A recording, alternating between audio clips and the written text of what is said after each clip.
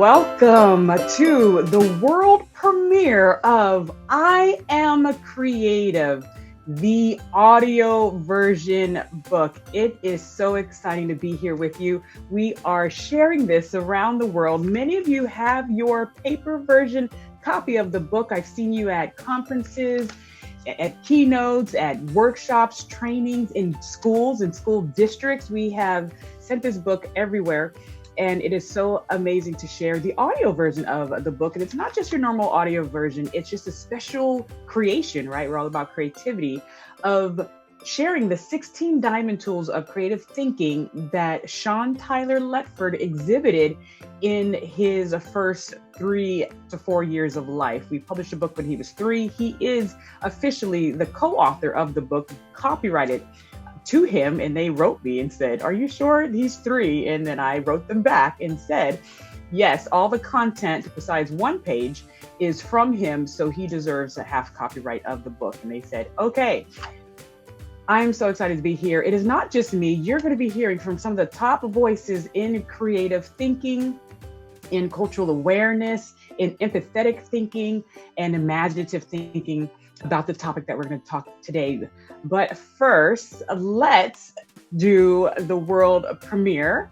You know what? No, first, let's introduce some of our guests that are going to be really commenting on the 16 diamond tools of creative thinking and commenting on how Sean is exhibiting them in his world and how we need to bring them into the workspace as well. She is known as the healing harpist. She is one of the top voices in empathetic resonance and empathetic intelligence, emotional intelligence, and she's one of our cafe speakers.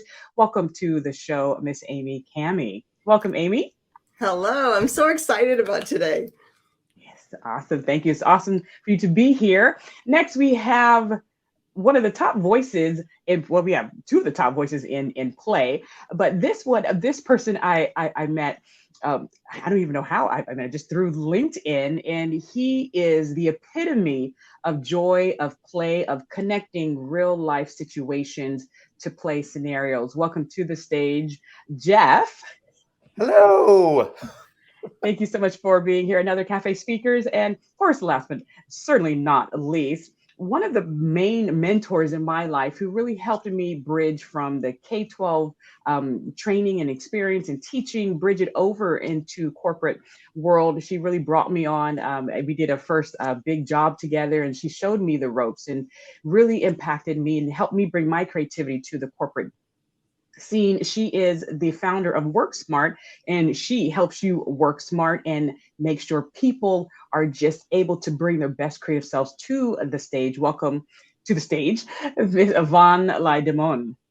Hello, everyone. Hi, Amy, Janine, Geoff. Hi, Vaughn. Hi there. Is Sean making a special appearance or no? Just in the book. I should bring him. We'll I was like, where's the I just author? see where is he? Yes, let me see if I can do that. He's making a special appearance via the cover, but we'll see at the very end if he can pop in. Mm-hmm. But so you all have read the book. What was your first just thoughts about it? Well, I can start. So I really, it was interesting because this is literally written by Sean, who was 4 years old at the time. Is that correct? And I know we're going to be talking about this, but the idea that creativity starts at such a young age, and we teach it out of children so early on. So for Sean to be able to teach creativity, not just to kids, but really, like, I read this book to my son, and in reading this book to my son, I thought I'm learning so much from the lessons in this book too, even as a full-grown adult who teaches creativity. Mm-hmm. True. And I was a kindergarten teacher, and I noticed that I was like, gosh, we do teach the creativity. We teach staying inside the lines, and that all these different things have to be in this little box to be successful. And he just kind of showed that, like, you know what? It doesn't have to be. You can think outside the box, look outside, and the world is full of amazing, beautiful creativity, and it's all different. And that's absolutely beautiful and wonderful. My son, I actually couldn't find the book because I think my son took it to school with him. So, oh, that's great. And creativity is meant to be shared. So I'm glad he did. Yep. I love how it's like the sensorial playground, just diving in to see the world in so many different ways and to take it in. It's just such a beautiful reminder for adults. I do a lot of just expanding perceptions and this really conscious awareness with our senses. And this book is just such a beautiful reminder that we always are taking in input, and there's always opportunity to learn something new. Hi, Sean.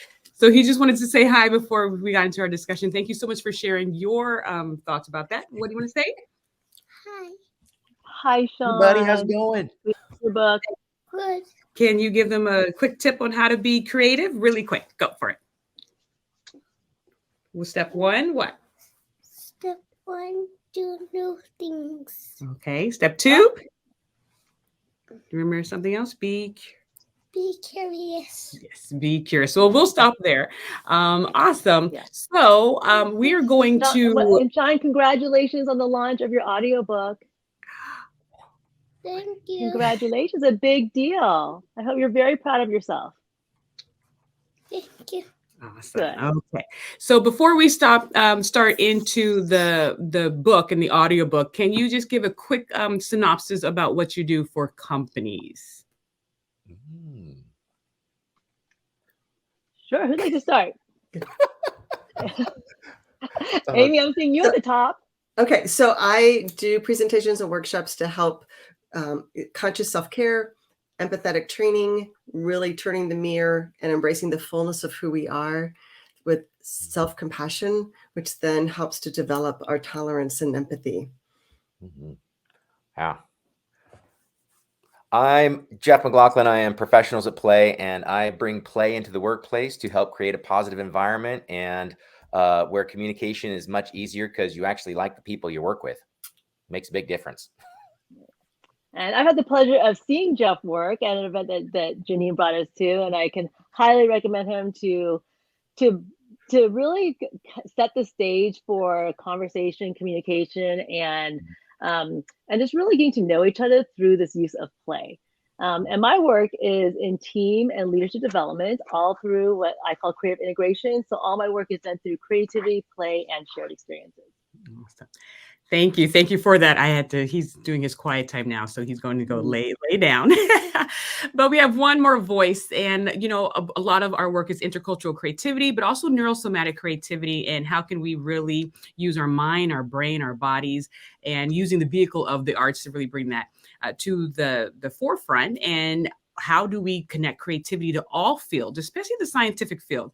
I have a JPL-NASA flight engineer who did a podcast with me about how his science and all of his mathematical ventures in his professional life has been supported by creative thinking, but also by artistic thinking. And so welcome to the show, Joseph. Jefferson. Hey, how's everybody? Hi, Joseph. Good to see you all. Thank you. Okay, are you ready for the world premiere of the audiobook of I Am Creative? And then we're going to just jump in and talk about each of the gems and just really what it means to you, but also what it means to the business world of these gems just aren't for children, right? They're for us to really transfer. And the business world needs people like us to show them that bridge. So what does that look like? Friends, here is the world premiere of I Am Creative, the audio book. I Am Creative by Janine Marie Ledford and By Sean Tyler Lefford. Audiobook created by Shane Ledford. When I wake up each morning, I try to start my day by thinking I'm creative In every single way. I look beyond the surface of what my eyes can see. I listen, smell, and touch things. To know all that can be. I love to ponder questions like, how'd that come to be? Or why? Or what is missing? That's curiosity. Standing by for launch command. T-minus 4 minutes. When studying an object, I view it all around. I may climb high above it, or lie down on the ground.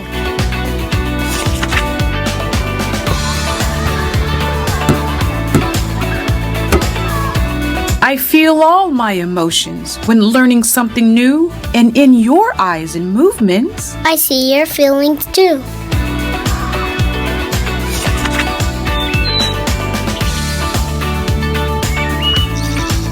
Sometimes the world feels giant. My thinking really scatters. But when I keep it simple, I see what truly matters.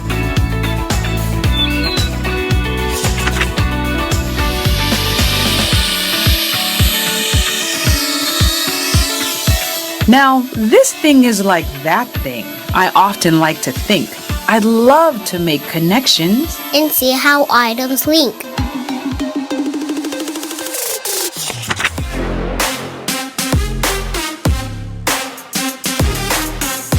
When dancing with my daddy, I hear them in the beats, their patterns all around us. From nature to the streets.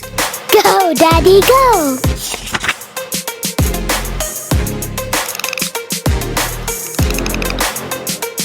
Bark acts like a protector of every single tree. This poet way of thinking, It's called analogy.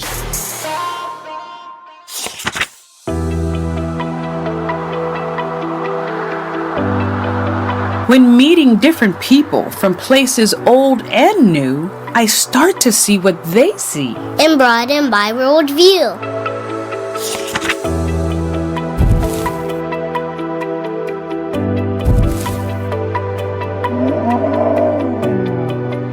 Imagination takes me to places far away. My brain grows even bigger With every game I play.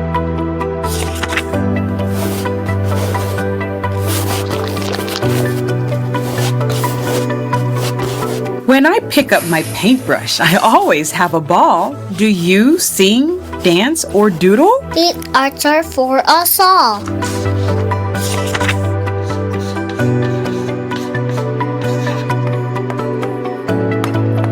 When sharing my ideas, I try all kinds of ways to help all different learners Get what I'm trying to say. When sitting with the question, just waiting for a clue, I look inside for signals. And know just what to do.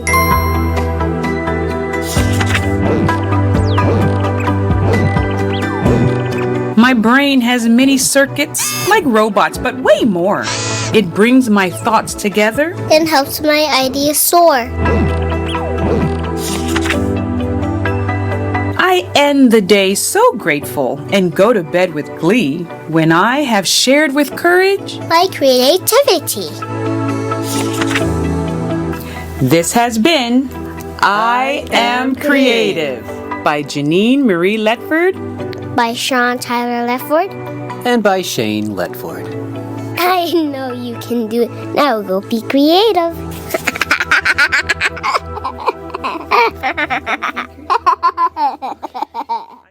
So what?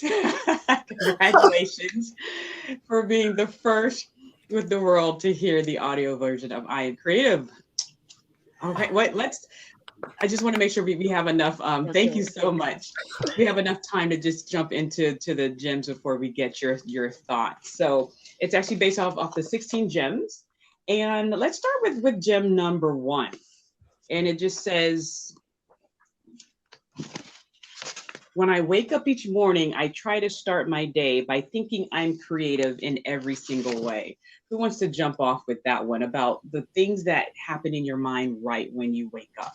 And how does that set the day as far as your creative potential for the rest of the day? Well, just that thought process of putting it out there that you are looking for creativity. You are trying to be creative and pre-priming your brain to be that way is and you can do that with almost anything, whether you're pre-priming your brain for joy and happiness, or you're pre-priming your brain for a big business meeting.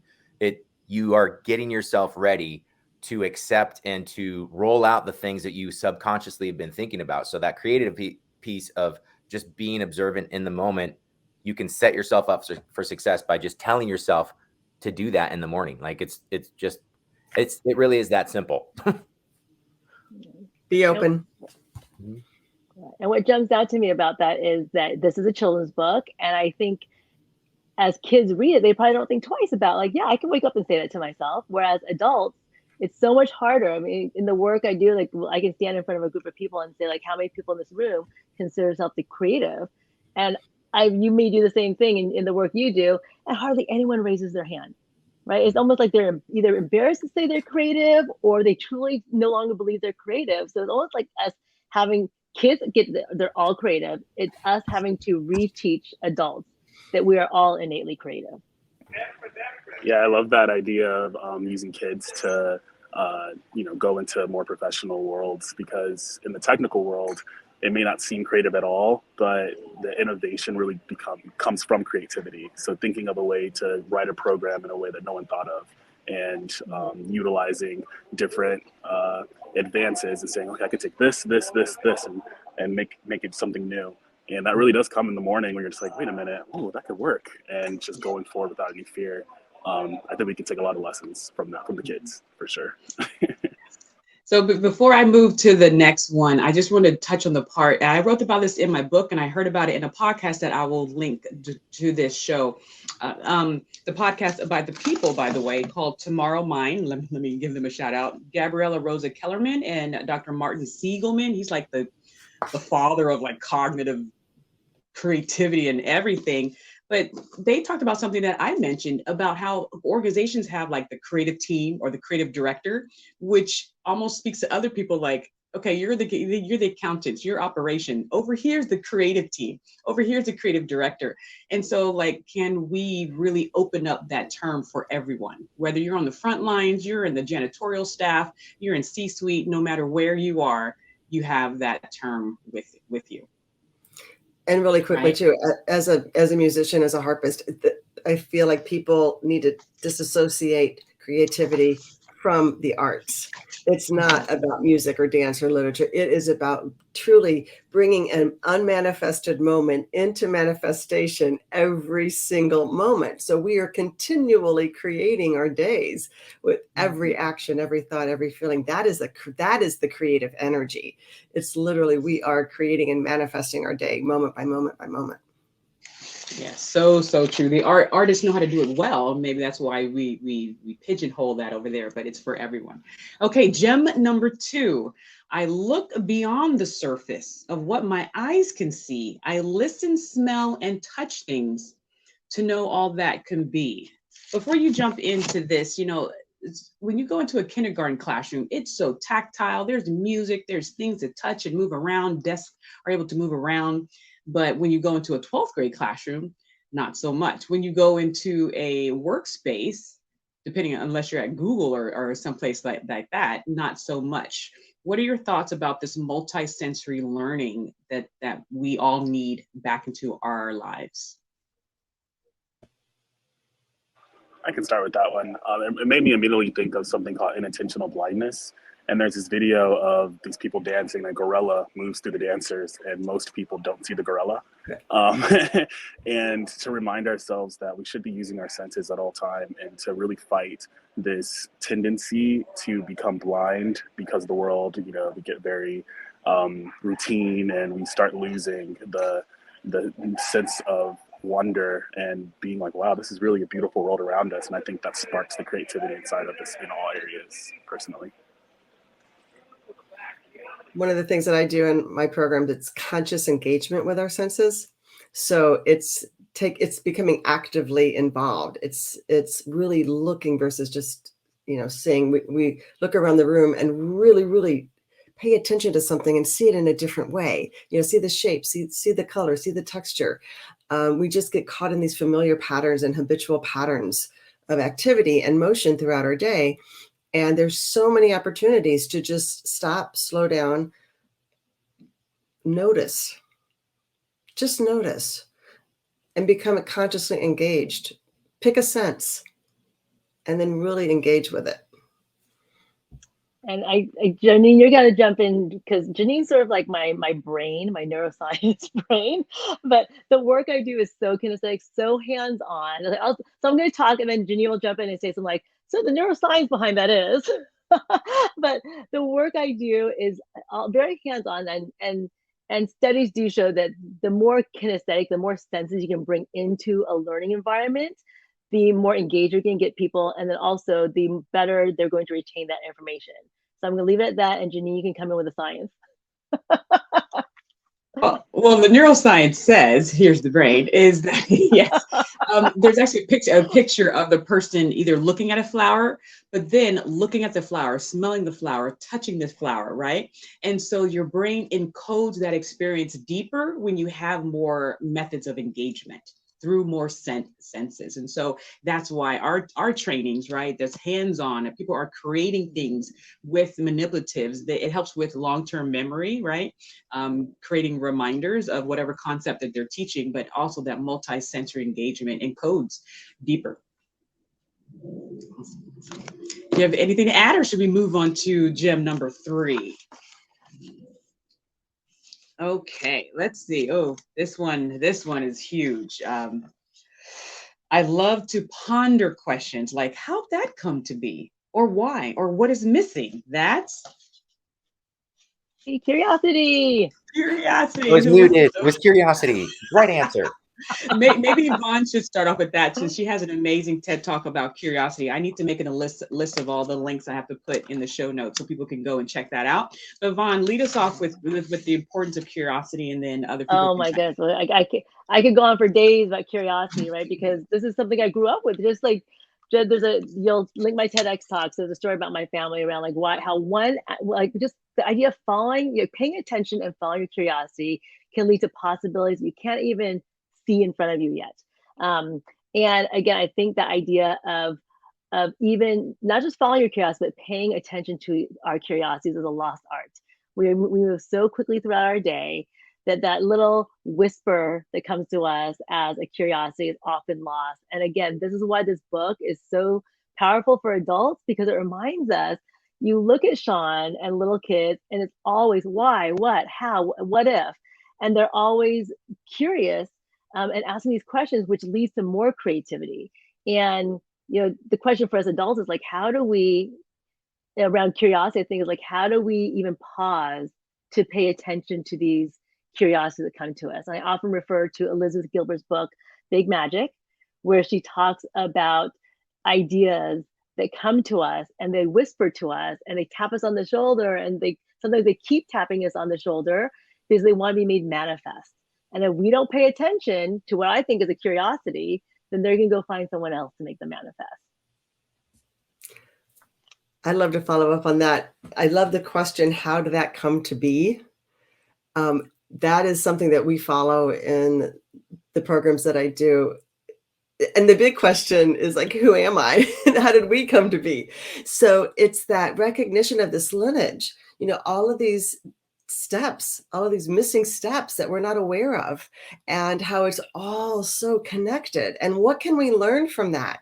And going back to that, like the tapping and the little whispering and the that little voice, where is it? What is it? Is it within me, part of that ancestral line? I mean, or even when going back to the sensorial input, I bridge these two concepts, like when we're eating and we're tasting that food, how did that food get to my plate? What is that line? How did this come to be? But that curiosity part, I think you were mentioning earlier that we are in such a busy frame of operation all the time, and that we're just go, go, go, go, go. And because of that, I think sometimes we become sensory overloaded, and it dulls our sense of curiosity, because everything right now we have is right at our fingertips.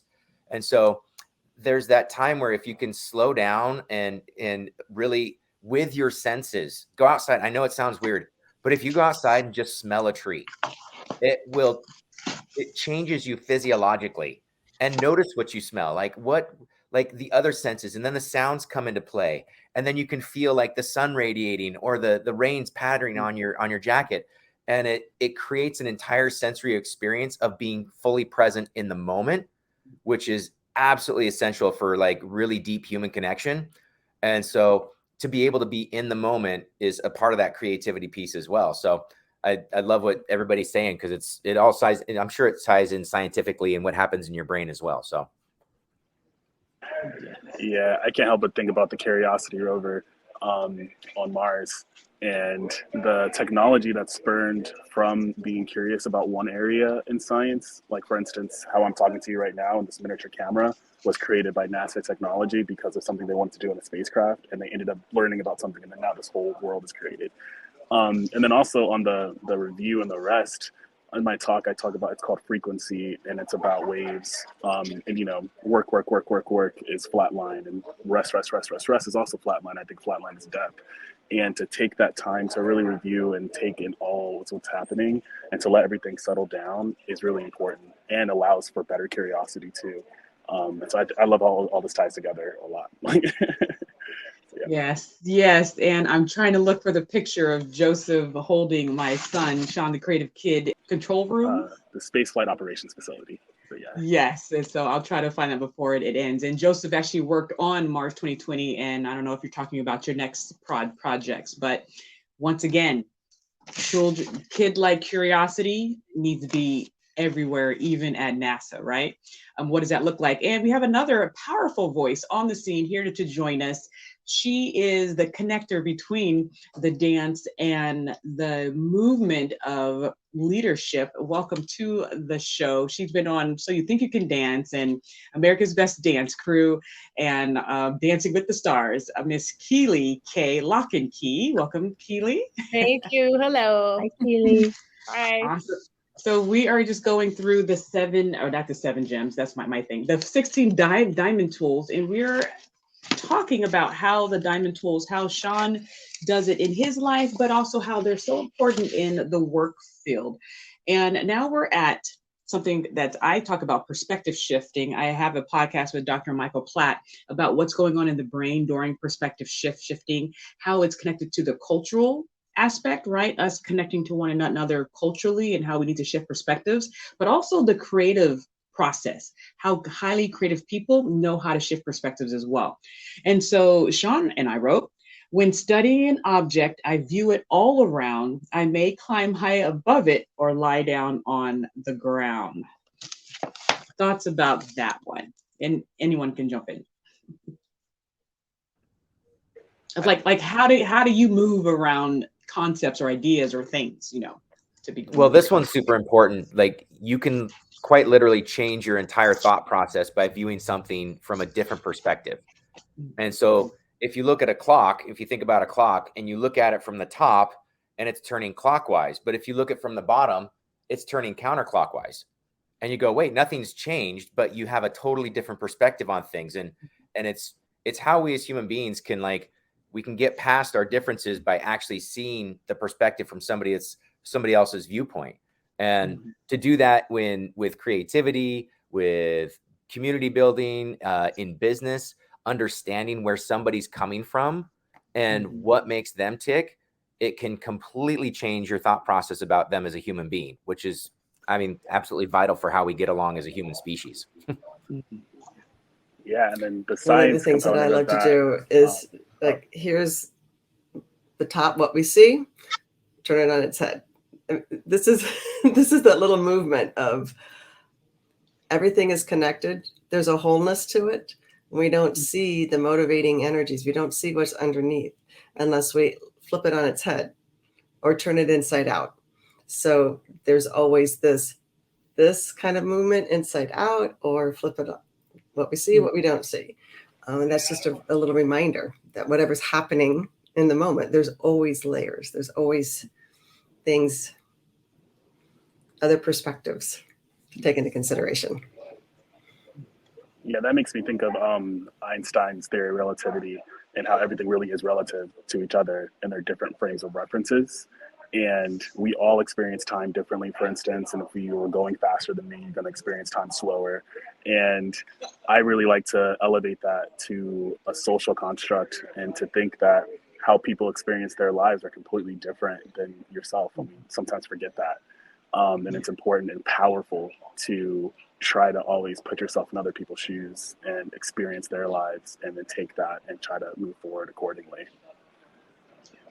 I think perspective shifting is also a really great way to problem solve. And this exercise in creative problem solving, I think is really, it's fun, and it gets people, it's like a very low level way, or how should I say it, like an easy way to get people to play and create together, and but also shift perspective. So if you have a challenge, a problem, you state it as a question, and then ask people like how would you solve this problem if you were the CEO, right? If you were a 4-year-old child throwing a tantrum, if you're that chair in the corner of the room, right? So look at things from different perspectives.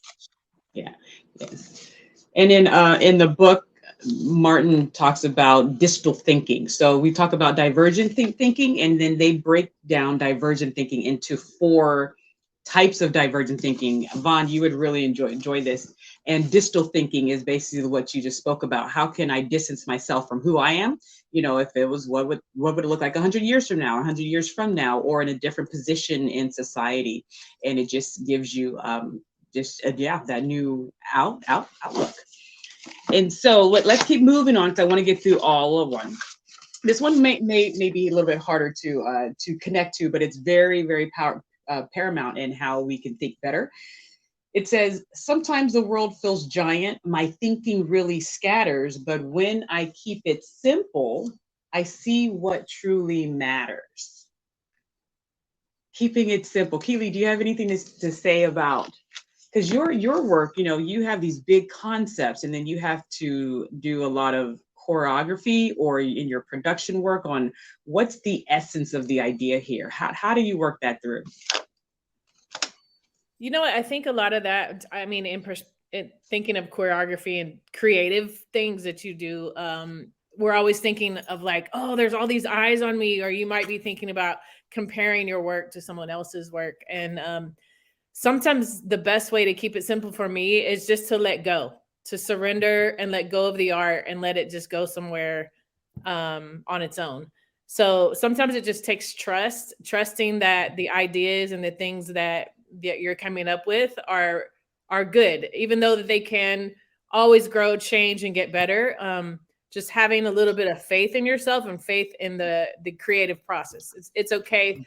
Sometimes simple is better. Sometimes we don't have to make it so difficult. And I do believe sometimes I'm good at, just me personally, just making it the message a little bit more clear versus making it harder. So yeah.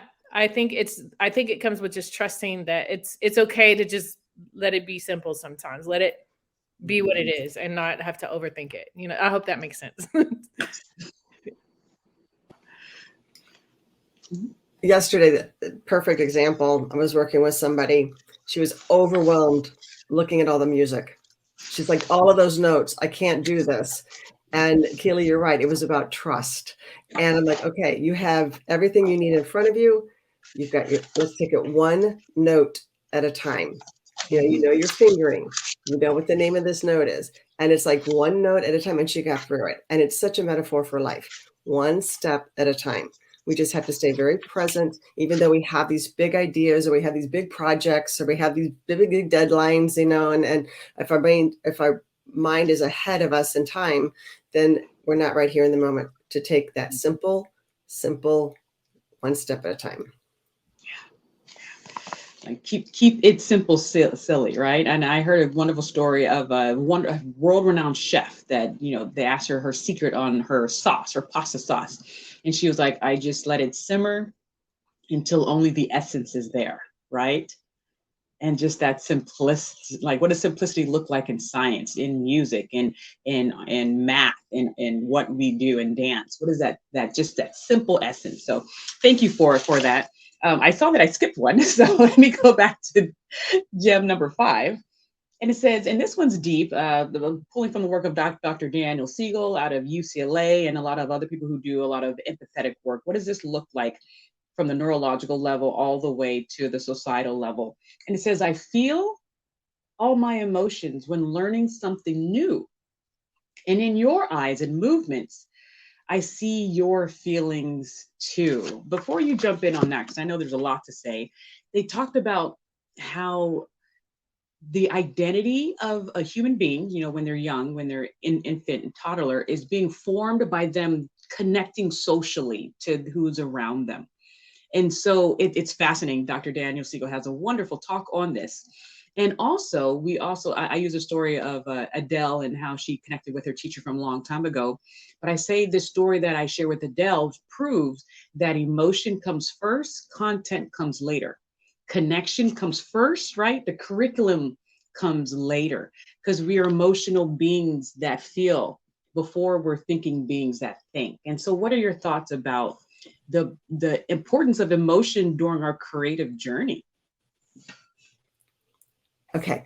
The mimicking, our natural ability to mimic and mirror emotions and behaviors, it's a survival thing, and we do it unconsciously.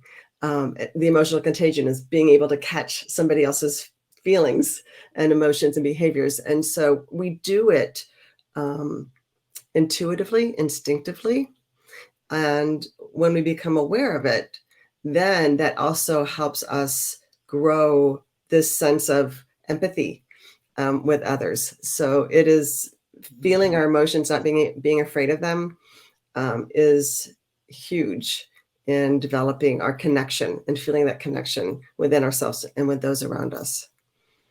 And I would say one thing that I learned is, like, you may have history with someone and other people don't have history with someone. So based off of that history, you make assumptions, and they may not be feeling the way you think they are based off of your history or lack of history. So I'm learning that, asking them, like, asking the questions, what did you mean by that? Why did you do it that way? Like, in a way, not in a offensive way or an aggressive way, but hey, can you tell me, like, what made you do that, or what, you know what I mean? Instead of making assumptions, then we know where they're coming from, or at least giving them a chance to tell us why,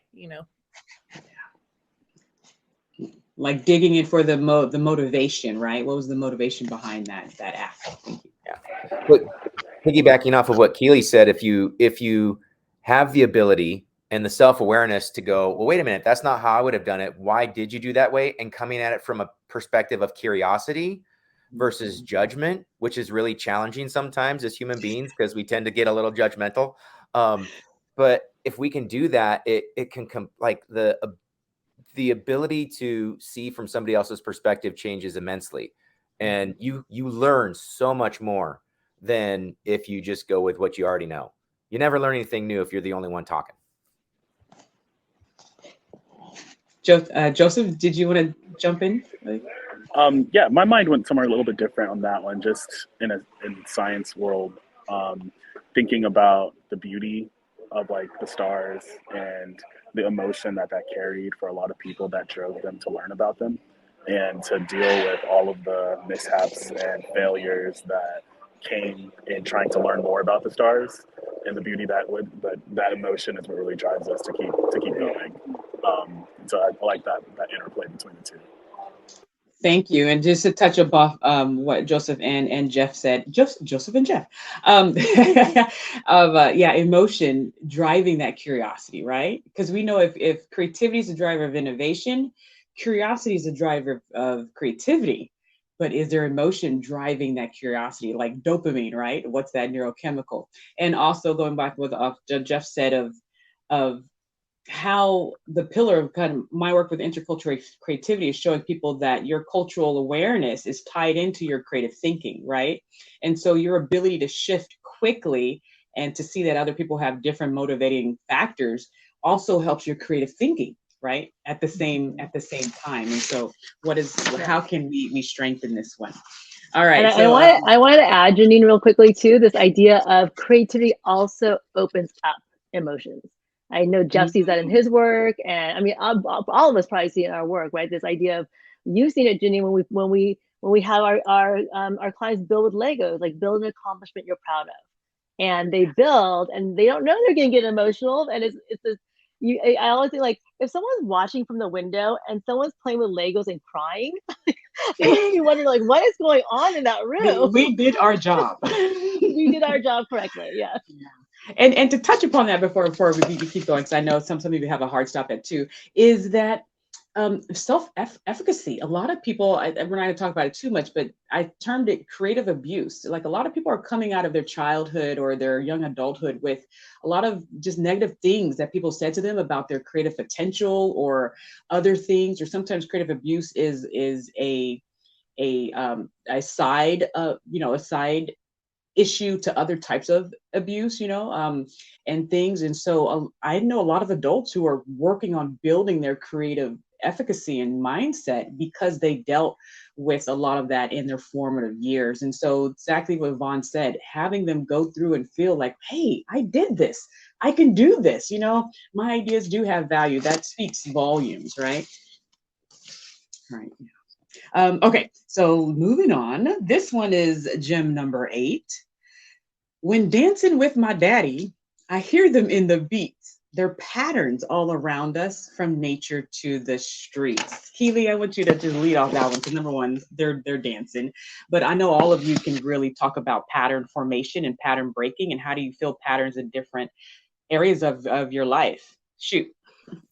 Well, one of the things that, as a freestyle dancer, if you don't know what freestyle means, that just means, like, in other terms, improv. Like, one of the things that we get really excited about, like, we form a circle, a cipher is what we call it. And the DJ is playing music, and then he just throws on whatever track, some people are going to feel one track, some people are not.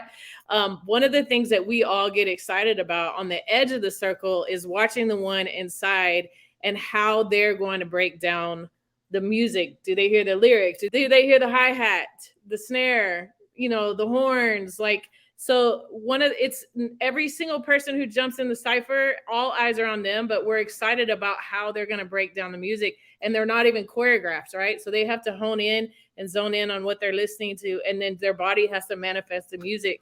And so there's an excitement about every single person that goes in. We're never like, well, there are probably some haters on the side, but most of us are always like, oh my God, I can't wait to be inspired, So I find the beauty in the fact that you can transfer this to the business world or anywhere else, because the music is maybe someone giving directions or, dictating some kind of authority. Like, everyone is going to hear that sound differently.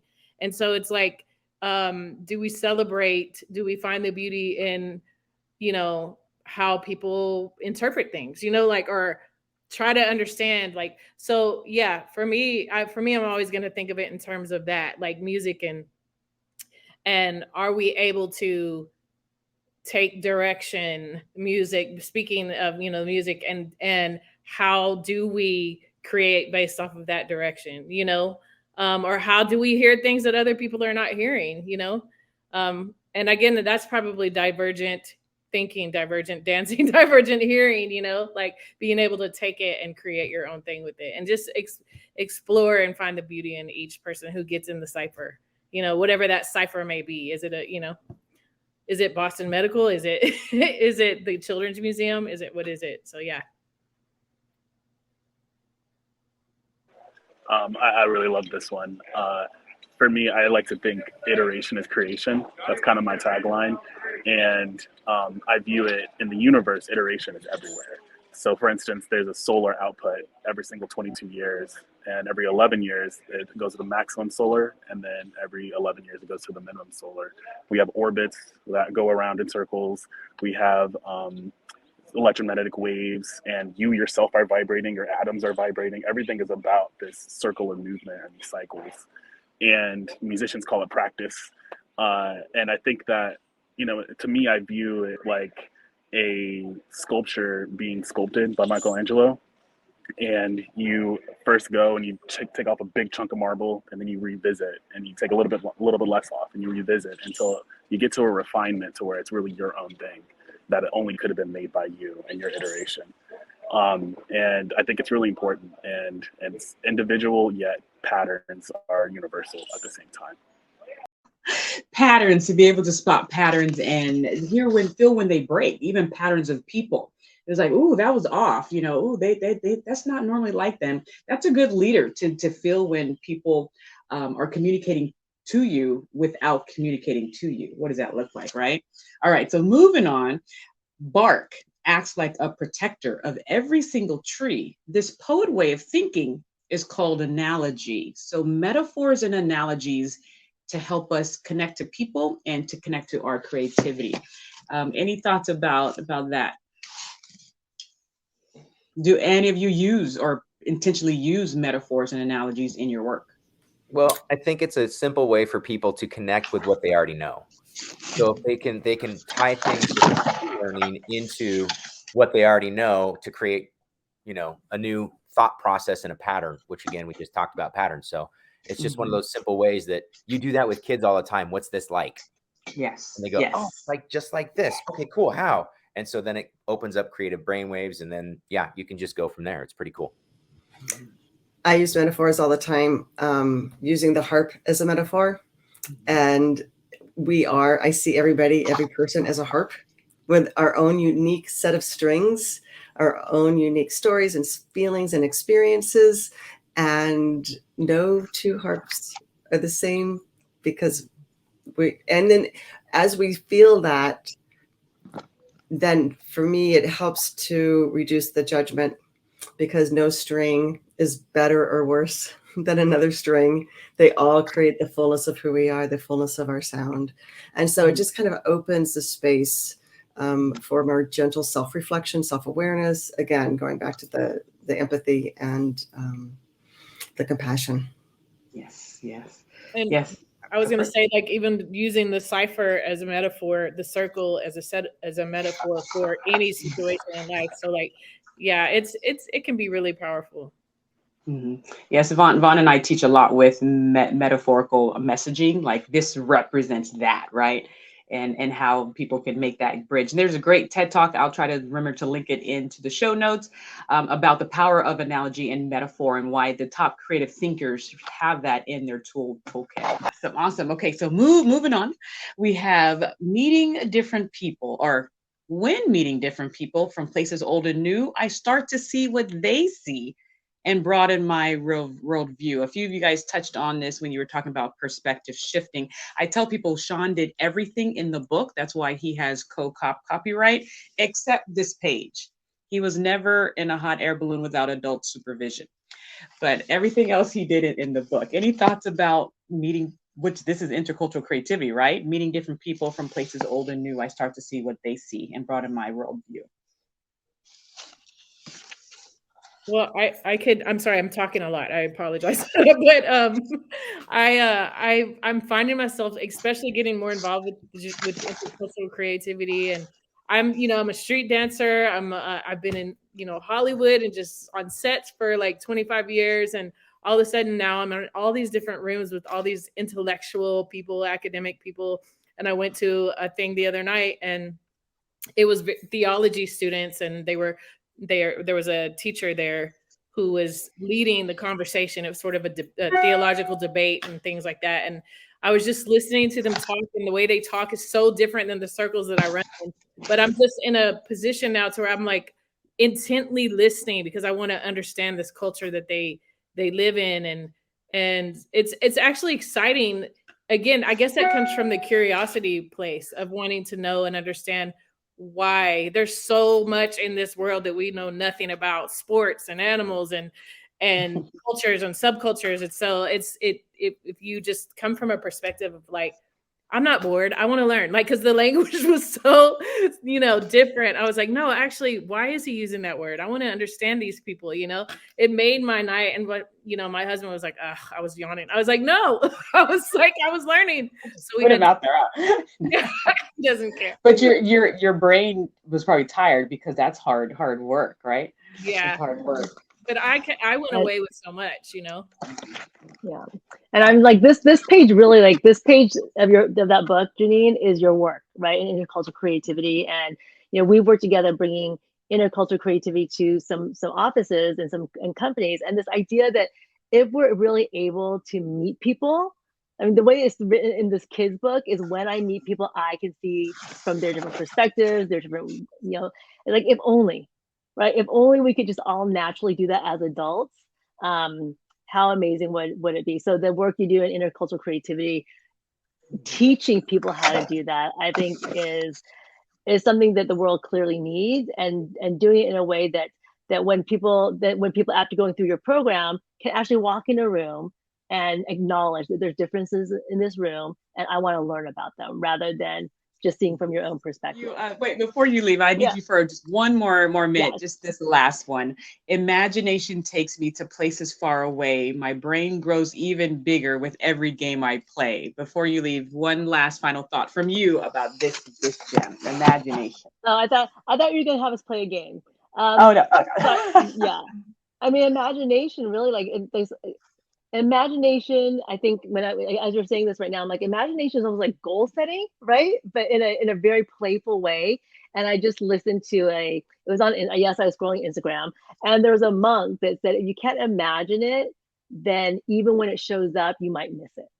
So I think there's such importance in being able to imagine and see, and taking the time to, again, as adults, to sit down and imagine. Like, my kid will come out and he's always like telling me things I'm like that came from his imagination. So they just do it so naturally.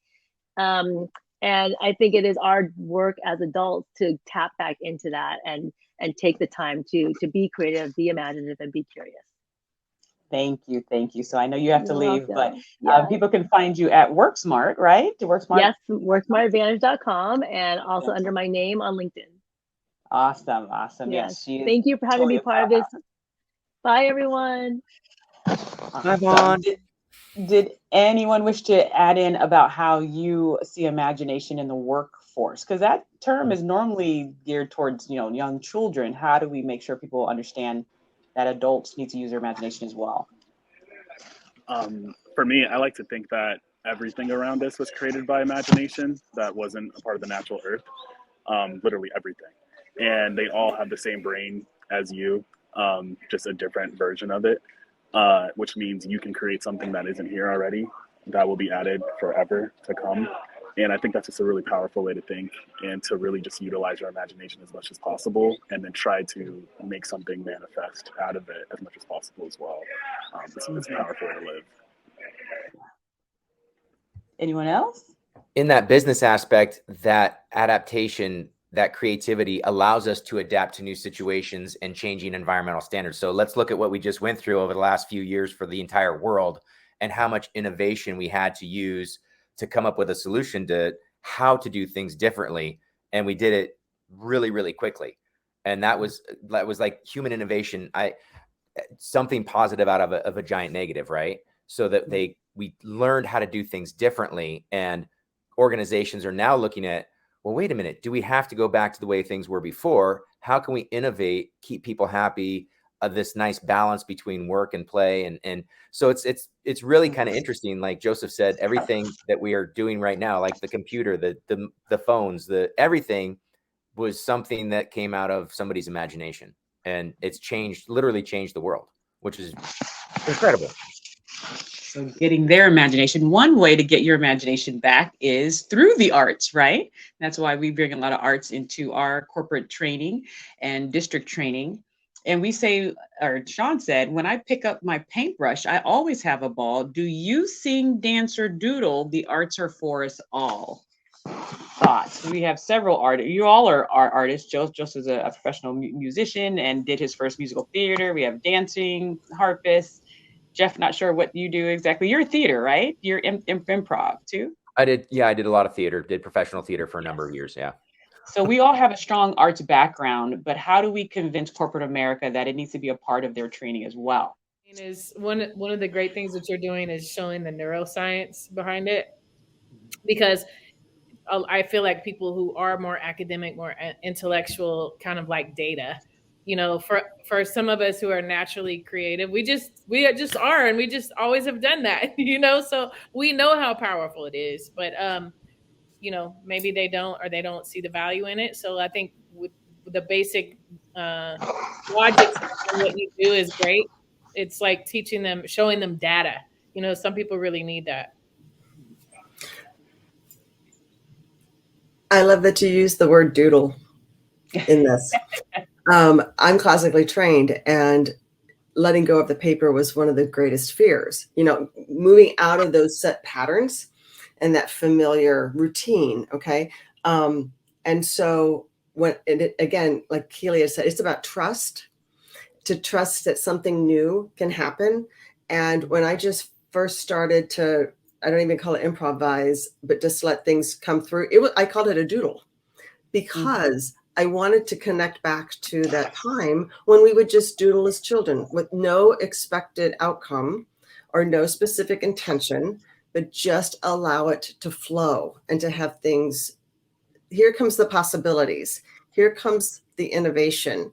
We're ready for something different. Here's something that isn't working. How are we going to open the space to even consider the possibilities? And again, with the neuroscience, that doodling, that opens and connects with that default brain network, which Janine can talk more about. So, and again, it's not necessarily the arts in the fine arts paradigm of literature, dance, or music.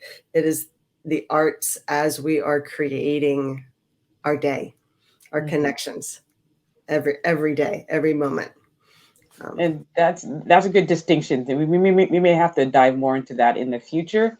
This trainedness, because you all like train dancing and train music and train theater versus the improvisation of music, of dancing, of theater. Like, and then what does that look like in real life? Like, we've been trained to think this way, but now we're in a situation, a VUCA environment, volatile, uncertain, complex, and ambiguous. Of now we have to be more improvisational with how we address a lot of these topics. Thank you for bringing that up. I'm seriously, Amy, that's like a course in itself, right? If I can add to that real quick too. So I think for me, because I was classically trained too, and that training, you almost create a toolbox for yourself that you can use in an improvised situation. And exercising that ability, I feel, perfectly transfers over into the corporate world, because a lot of the corporate world is all training and no improv at all. And they don't exercise that place. I know all of you probably know that place where you kind of go into your mind and you start singing up a song or a dance, and it's just like there. And sometimes you surrender and it comes out. And then also the surrender I really love, because it asks, or it begs the question that we're not all perfect, and sometimes it's not going to be perfect. And I think in corporatism, there's this need to be perfect all the time, and to realize there's going to be mistakes and there's going to be failures, but once in a while, you're going to get that perfect dance or that perfect song that just everything comes together, and that allows you to be courageous, knowing that it may not always work out every time too. But yeah, I like that a lot. Yeah, and even in the healthcare field too, right? Jeanette talked about how her dance helps her. My sister is a ER nurse or a NICU nurse. She talked about how ICU nurse, how improvisational dance helps her be a better nurse, you know. Jeff, did you want to jump in? Well, I was trying to think, because you asked, how does this apply to like businesses and how do we get them to start thinking this way? And I think the big thing is that it's a paradigm shift in what they think of is profitable. And I think a lot of times, like specifically with play, they say we don't have time to play. And I say, okay, cool, I get that. So do you have time for, high levels of stress, turnover, training employees over and over and over again? People that are taking time off for medical needs because they are so burnt out that they are literally dying of stress. So do you have time for that?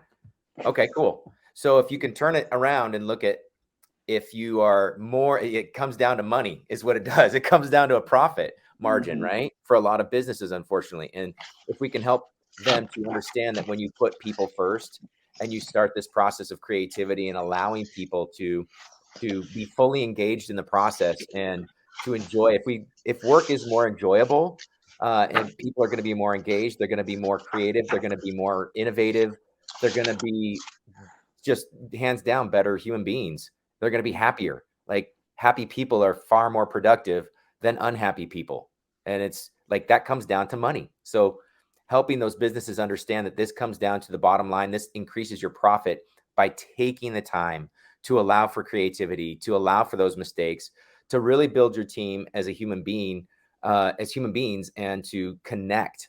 Because at the end of it all, we're all human beings and we have this vital need to connect. And if we're going to spend 40, 50, 60, 70 hours a week at work, it really is vital that you know, like, and trust the people that you spend that much time with. Yeah, very, very true. Very true. So we are wrapping up. Let's do two more. This is such good content. When sitting with the question, just waiting for a clue, I look inside for signals and know just what to do. I'm going to quickly wrap on this one and then have you talk about the very last one. But Amy mentioned it, your default mode network. This is the network that turns on when you're not really doing anything of focus and task. Basically, you're daydreaming. And a lot of people are saying this is the huge part of creative thinking. You can read about it in the Tomorrow Mind book. You can read about it in my book, The 7 Gems of Intercultural Creativity.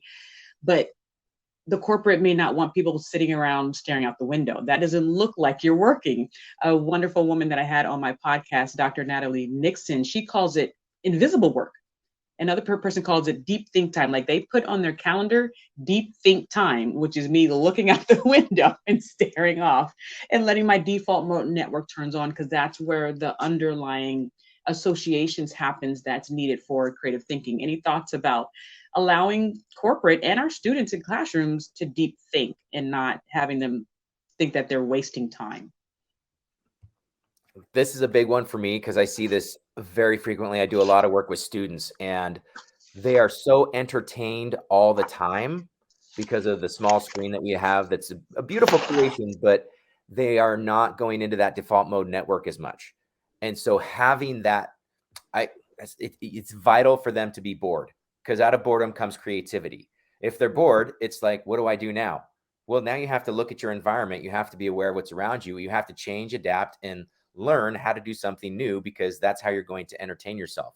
So allowing for that creativity, allowing students and adults to have those moments of downtime where they're not entertained, it is dedicated time to just be and see what happens in your mind, because that's where your creativity, just all of a sudden, like, thoughts will come to you. You'll solve crazy problems. I solve problems all the time when I hike at the mountain with my dog, because I'm just present. I'm just there. I'm not thinking about anything. I'm not doing anything. I'm just walking and being fully present in the moment.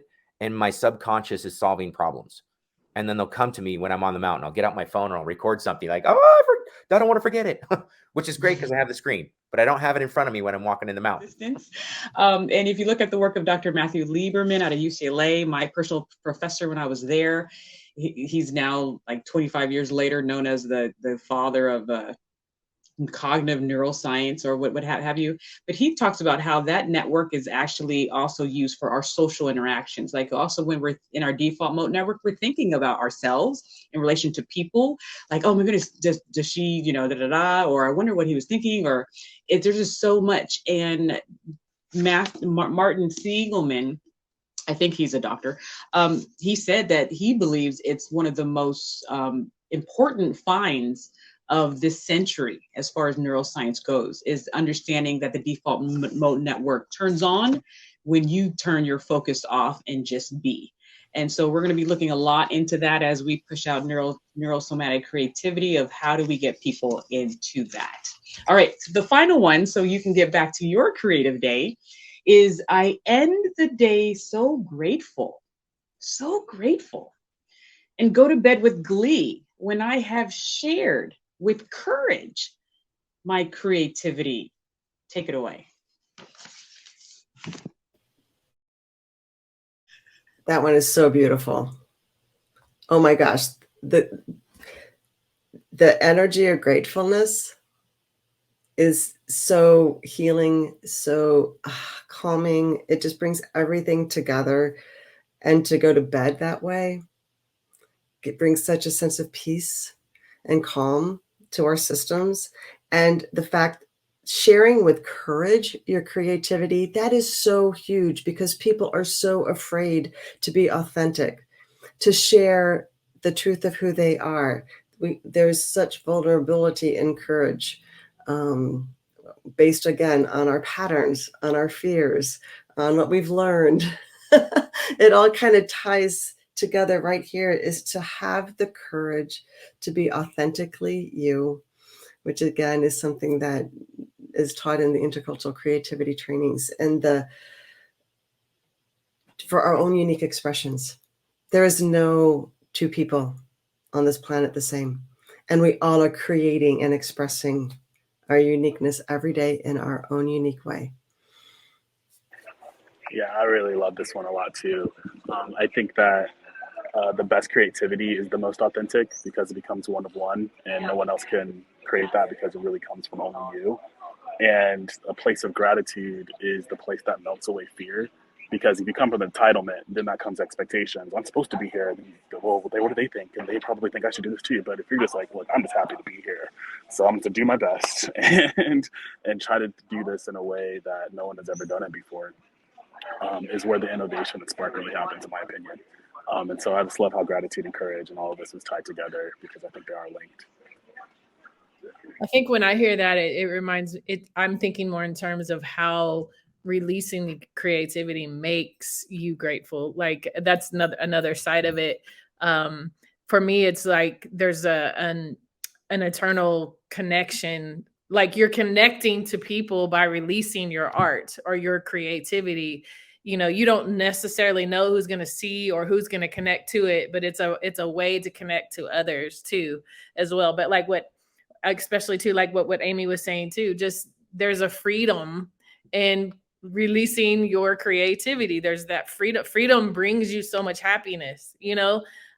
It's kind of like, I did it, you know, because I know so many people who have so much inside of them, but because of wanting things to be perfect, they won't release it. And I'm like, it's so good. Just let go, you know? So I think there's that freedom in there that makes you so happy. It's just like release, you know?